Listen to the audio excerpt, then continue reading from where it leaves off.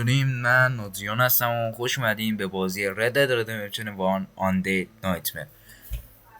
بچه اول از همه ممنون میشم که کانال یوتیوبمون رو دنبال کنید و آپارس ما رو همچنین که دستتون در نکنه که منتظر یه جشن برای جشن 100 تاییمون باشین که به زودی هم خواهد رسید.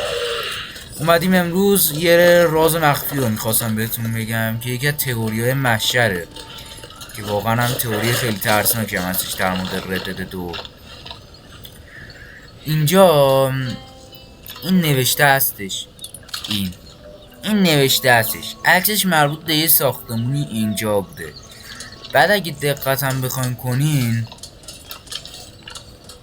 این عکس مال مثلا خیلی قبلنا اینا بوده باشه که حالا اینجاست. خب الان میخوام بهتون بگم که کلا چقدر شباهت داره به این ساختمونه. خوش ساختمونه اون آشش بچه ها. اون ساختمونه خیلی ربط داره. و اگر من بخوام بهتون بگم Red Dead Redemption 1 Undead Nightmare کلا یه خصوص ویژه‌ای که داشت این بودش که آقا کلا خیلی عوض میشد همه چی توش.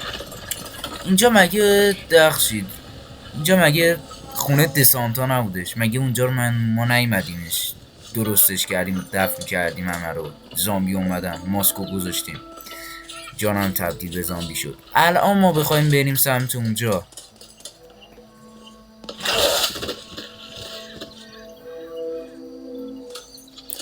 که الان کجا رفتش؟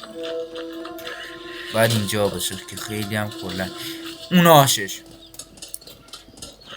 چرا آقا اونجا کلا تو کاتسینا صحنه چرا اینجا رو اصلا نشون نداده بود ولی قبل از بازی می اومدیم همیشه بخوام بهتون بگم که ویدیوشو الان واسهتونم میذارم که کلا همون اولای بازی ما اومدیم این منطقه رو کلا دیدیم گرفتیمش.